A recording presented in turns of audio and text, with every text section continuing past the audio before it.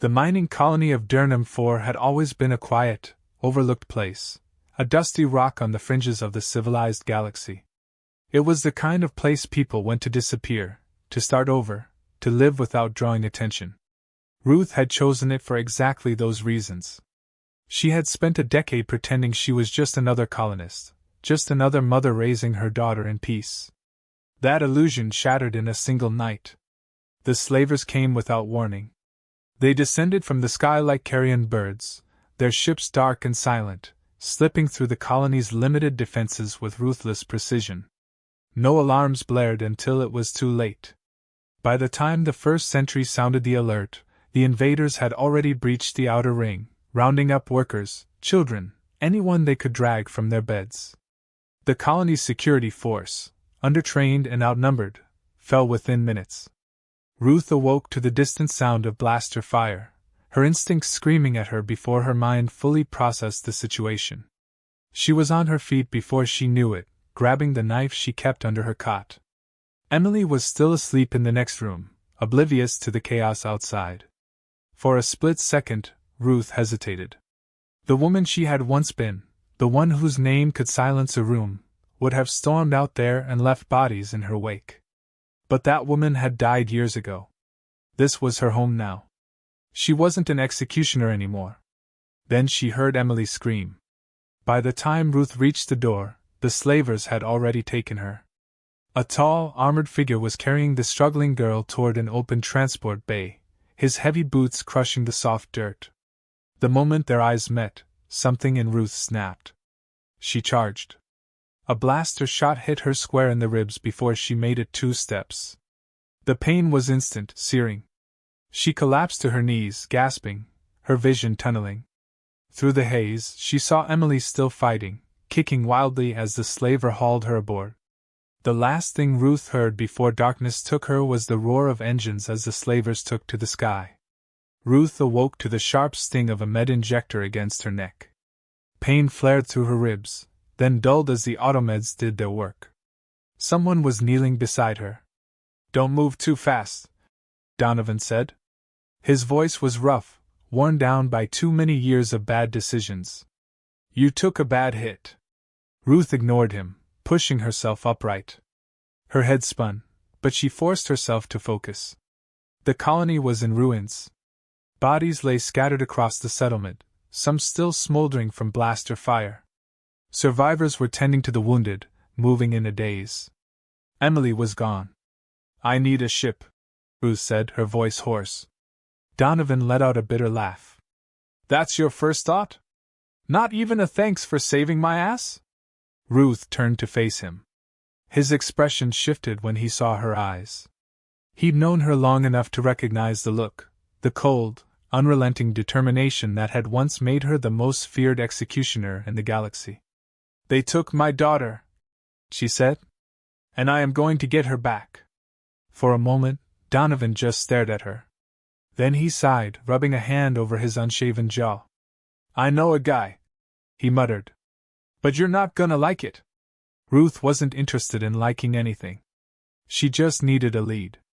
Beneath the floorboards of her home, buried under layers of old regrets, Ruth retrieved the weapons she had sworn never to touch again. The executioner's blades gleamed in the dim light, their edges untouched by time. She ran a finger along the hilt, feeling the weight of them, the memories they carried. Next came the armor, scarred, battered, but still strong. She strapped it on with practiced efficiency, each buckle snapping into place like a long-forgotten ritual. She had tried to leave this life behind. That had been a mistake. She activated the old comlink, sending out a signal on an encrypted frequency. It didn't take long for the reply to come through. "Ruth!" A voice rasped through the static. "Didn't think I'd hear from you again." "I need information," she said. "Slavers hit Durham 4. I want to know who they are and where they're going." There was a pause. Then, a low chuckle. "You sure you want to get involved in this?" "They took my daughter," Ruth said. "So I'm going to burn them to the ground." Silence. Then, "Sending coordinates now." A small red light flickered on her data pad, marking the first waypoint on a path that would end in blood. Ruth exhaled slowly, tightening her grip on the blades. The galaxy had forgotten her name. It was about to remember. The coordinates led Ruth to Vensar 9, a wasteland of a planet known for its corruption. It was the kind of place where people vanished without a trace, where deals were made in the shadows and bodies were discarded in unmarked graves. If the slavers had passed through, someone here had seen them. Ruth moved through the crowded bazaar with quiet purpose, her hood drawn low over her face. The air reeked of oil and sweat, a sickly mix of unwashed bodies and exotic spices. Vendors called out their wares: illegal weapons, stolen artifacts, cybernetic implants ripped from corpses. She ignored them all. Her focus was on the man she had come to find. Curtis Vale, a local official with a taste for power and no moral compass. He made his living looking the other way, profiting from the suffering of others. If anyone had information on the slave trade, it was him. She found him in a seedy cantina, nursing a glass of expensive whiskey while 2 bodyguards loomed nearby. Ruth didn't waste time with pleasantries. She walked straight up to his table and sat down. Vale barely spared her a glance. "If you're here to waste my time..." Ruth slid a knife onto the table, its edge gleaming under the dim lights. "I'm here to talk about the slavers who passed through here 3 nights ago." Vale's expression didn't change, but she saw the way his fingers tightened around his glass. He was trying to play it cool, but she had seen the tell before. He knew something. "I don't know what you're talking about," he said. Ruth grabbed his wrist and twisted. The glass shattered against the table, whiskey spilling onto his expensive suit.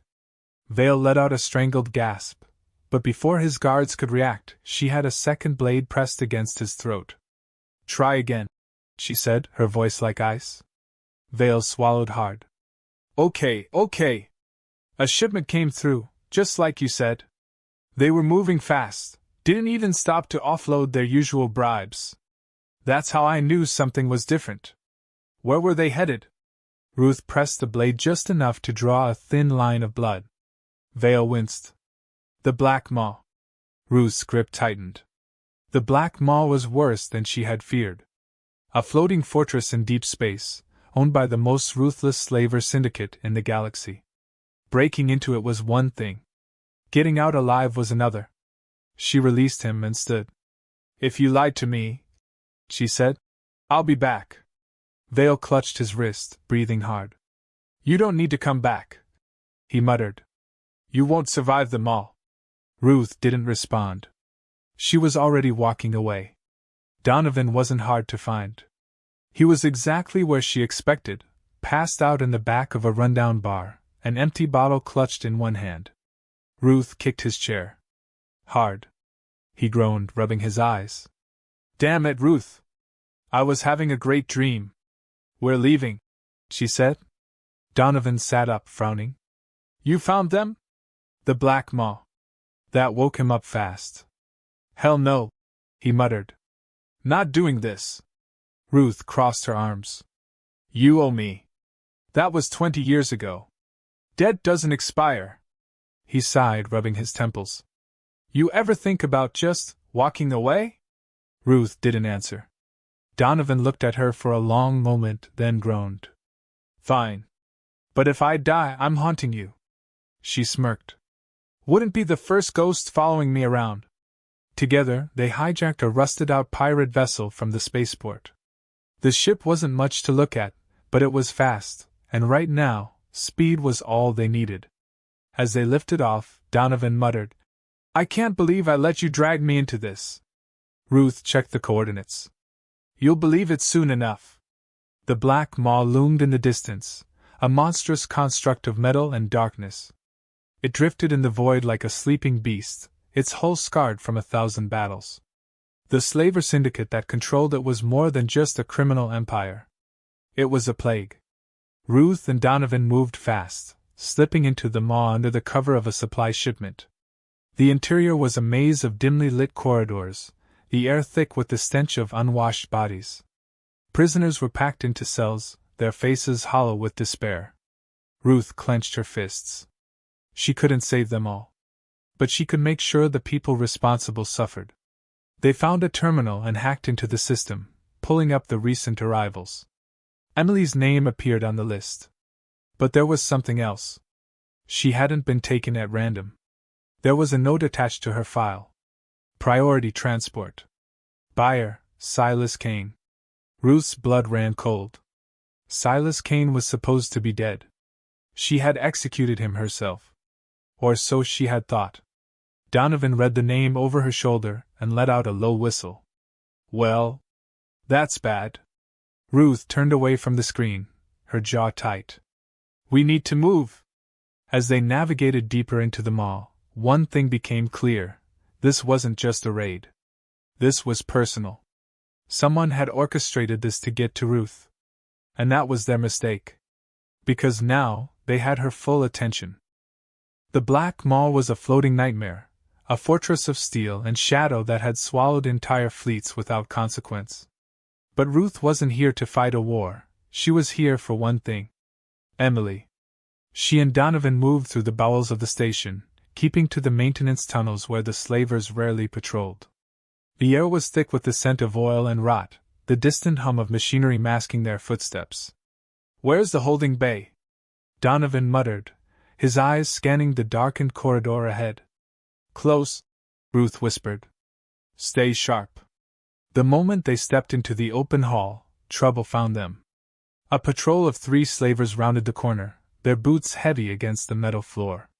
They barely had time to react before Ruth was on them. The first man went down silently, Ruth's blade slipping between his ribs. Before the second could raise his weapon, she yanked the blade free and drove it into his throat. The third turned to run, but Donovan shot him in the back without hesitation. Ruth wiped the blood from her weapon, her expression unreadable.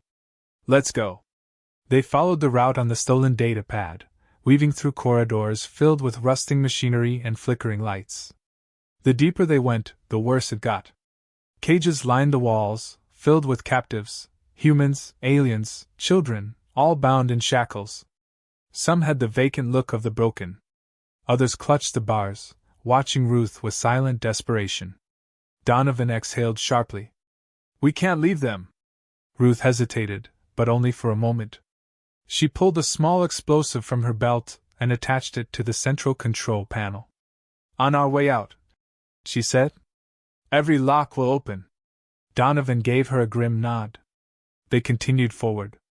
Emily wasn't in the holding bay. The datapad had said she was here, but the cell designated to her was empty. Ruth scanned the area, her heart pounding. A guard groaned from the floor, clutching a wound Donovan had given him. Where is she? Ruth demanded, grabbing the man by his collar. He coughed, laughing weakly. Too late. They're moving her now. Ruth tightened her grip. Where? The guard smirked, his bloody teeth flashing. To him. Ruth didn't need to ask who. Silas Cain. She slit the guard's throat and dropped him. Then she turned to Donovan, her face set in stone. We need to get to the command level. Donovan sighed. Right into the fire, huh? Ruth was already moving. The command level was a stark contrast to the filth below. Polished steel and towering windows overlooked the abyss of space. Ruth and Donovan moved quickly, sticking to the shadows as guards patrolled in precise formations. They reached the observation deck. And there he was. Silas Cain stood at the center of the room, tall and imposing, clad in dark armor that gleamed under the artificial lights.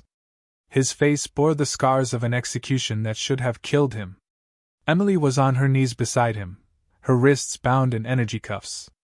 She looked up as Ruth entered, her green eyes wide but not afraid. Silas turned, smiling as if greeting an old friend. Ruth, he said smoothly. It's been a long time. Ruth didn't waste words. She raised her weapon. Silas chuckled. Ah. Straight to business. That's what I always admired about you. Donovan raised an eyebrow. You two need a moment? Silas ignored him, stepping forward. You should be honored, Ruth. I don't make a habit of resurrecting the dead. But you were special. Ruth tightened her grip on her blade. You should have stayed dead. Silas grinned. And you should have known better than to have a weakness. Ruth didn't flinch, but the words struck true. Emily wasn't supposed to be a target. Ruth had spent years making sure of it. And yet here she was. Silas stepped behind Emily, placing a gloved hand on her shoulder. You know how this ends, he said. If you fight me, she dies. If you let me go, she lives. Simple. Ruth took a slow breath. Then Emily moved. The girl twisted suddenly, slamming her bound hands into Silas's knee. He staggered back, momentarily caught off guard. That was all Ruth needed. She lunged. Silas barely dodged the first strike, his grin replaced by something darker. He drew his own weapon, a serrated blade humming with energy. You always were predictable, he muttered. They clashed, steel meeting steel in a flurry of brutal strikes. Silas was fast, but Ruth was faster. She fought with the fury of a mother who had already lost too much. Donovan, meanwhile, was busy dealing with the reinforcements spilling into the room. He shot down two before diving behind cover, cursing. Anytime you want to wrap this up, Ruth! Silas snarled, driving his blade toward Ruth's gut. She twisted, barely avoiding the strike, and used the momentum to slash his side. He staggered, eyes burning with rage. This isn't over, he growled. Ruth's voice was cold. It is for you. She feinted left, then kicked his injured side. Silas faltered, just enough for Ruth to grab him by the collar and drive her blade deep into his chest. Silas choked, his eyes widening. He tried to speak, but Ruth twisted the blade. Then she let him fall. The room was silent. Emily scrambled to her feet, breathing hard. Ruth turned to her, scanning for injuries. You okay? She asked. Emily gave a small, exhausted nod. Yeah. Ruth allowed herself a single moment of relief. Then she turned to Donovan. We need to go. Donovan gestured to the chaos outside. You just killed their boss. They're not gonna take that well. Ruth pressed a button on her wrist console. Somewhere below, the explosives detonated. All the locks are open, she said. This place is about to tear itself apart. Emily stared. You planned this? Ruth finally allowed herself a small, grim smile. Of course. As alarms blared and prisoners stormed the halls, the three of them ran. The Black Maul was falling. And Ruth was just getting started. The escape from the Black Maul was chaos. Prisoners flooded the corridors, a surging tide of desperate souls grasping at their first taste of freedom in years. Ruth, Emily, and Donovan pushed through the madness, dodging stray blaster fire as slavers tried, and failed, to regain control. The ship groaned under the strain of internal explosions, flickering emergency lights casting jagged shadows along the walls. This way! Donovan shouted, pointing toward a maintenance tunnel. Ruth barely hesitated before leading the charge, gripping Emily's wrist to keep her close. The girl moved well, too well for someone who'd been shackled minutes ago. Ruth didn't have time to dwell on that, but she noticed. They burst into the hangar bay just as another explosion rocked the station. A stolen transport lay in their path, hastily abandoned by fleeing slavers. It would have to do. Donovan vaulted into the cockpit, frantically flipping switches. Engines are hot, but we're gonna have company real fast. Emily climbed in without needing to be told, sliding into the co-pilot's seat. Ruth held the entrance for a moment, scanning the hangar. The remaining slavers were scattering, some trying to secure their own ships, others trying to fight off the prisoner uprising. None of them were her problem anymore.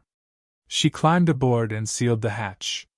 The ship roared to life beneath them, lifting off just as the ceiling began to collapse. The Black Maul was dying. Donovan maneuvered them through the chaos, dodging debris and panicked escapees as the station crumbled. The moment they cleared the blast radius, Ruth leaned back and let out a slow breath. Emily turned to her. So, what now?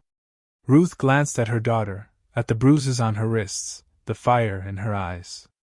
Now, things were different. Now, the galaxy had a problem. Ruth hadn't planned for Emily to be like this. She had imagined her daughter as something else, a girl who would grow up soft, untouched by the horrors Ruth had once lived through. That dream had died the moment the slavers took her. Emily wasn't soft. She was quiet, calculating.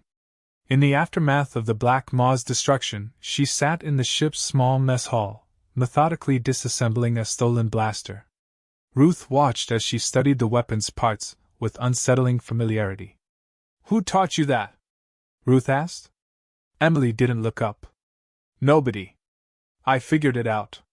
Ruth exchanged a glance with Donovan. He raised an eyebrow, but said nothing. "Where were they taking you?" Ruth asked. Emily hesitated. Then, without looking up, she said, "He wanted me trained." Ruth stiffened. "Cain?" Emily nodded. "Said I had potential? Said I'd be useful?" Donovan let out a low whistle. "Well, that's terrifying." Ruth exhaled slowly. Cain had seen something in Emily, something Ruth wasn't sure she was ready to face. But there was no denying it now. Emily wasn't just a victim. She was something more. And Ruth had no idea what to do about that. Cain's empire didn't die with him. His network was too vast, his influence too ingrained in the underworld. Within days, Ruth's name was on every bounty board from the core systems to the fringe. They were being hunted. They needed a plan. Ruth had never been much of a strategist. She was an executioner, direct, brutal, effective. But Emily? Emily was thinking 10 steps ahead.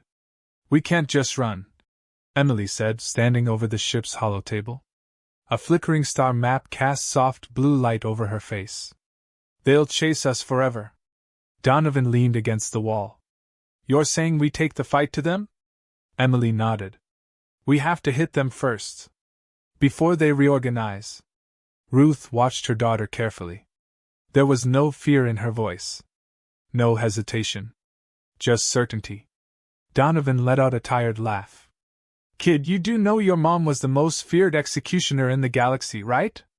She doesn't need a lesson in revenge." Emily met Ruth's gaze. "It's not about revenge."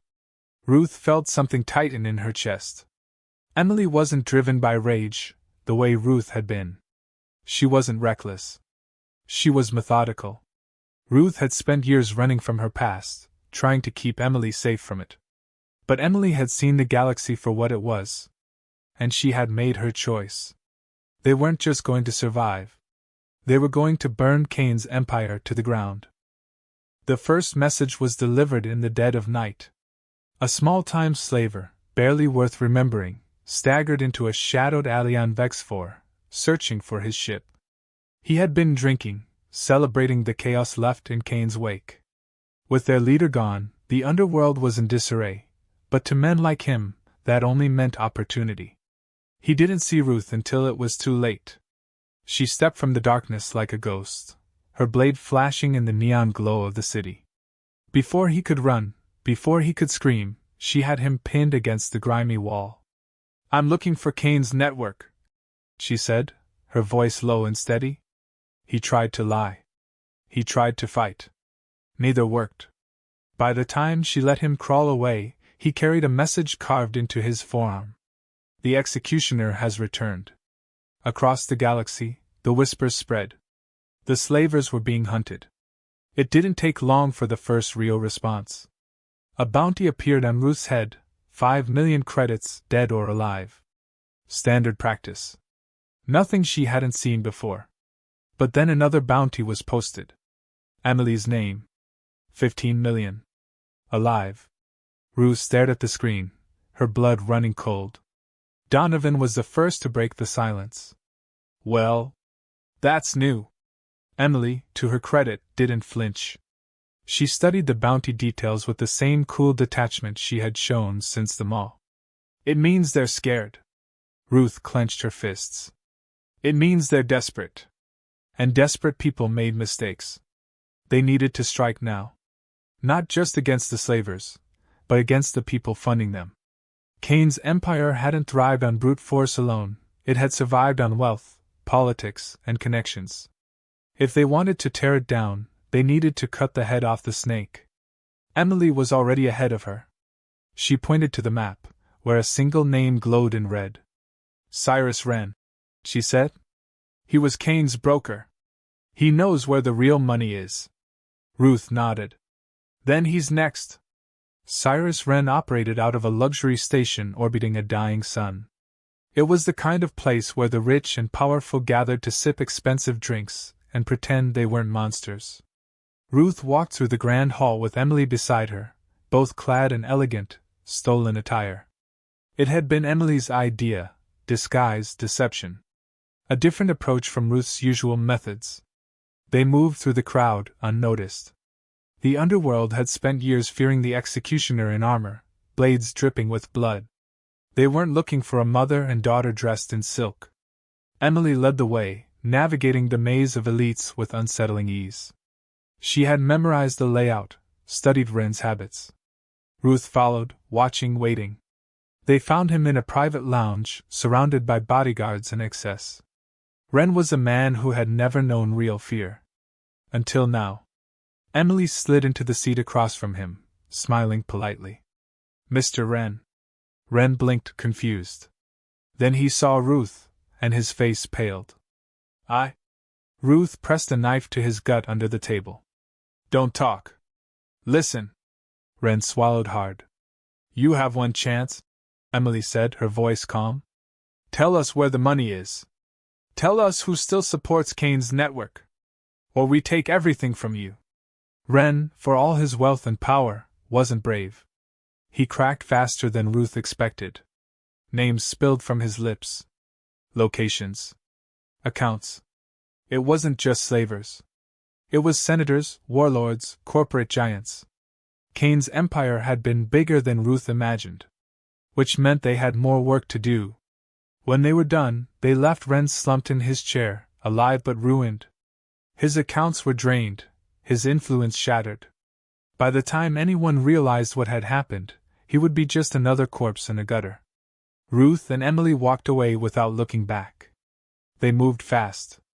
One by one, they dismantled Cain's empire, burning its foundations until there was nothing left. The bounty on Emily's head vanished, not because they had paid it off, but because there was no one left willing to collect. The hunters became the hunted. Donovan, who had once grumbled about getting involved, became their pilot, their tactician, their unlikely ally. He stopped asking why. He knew the answer. By the end of it, the galaxy had changed.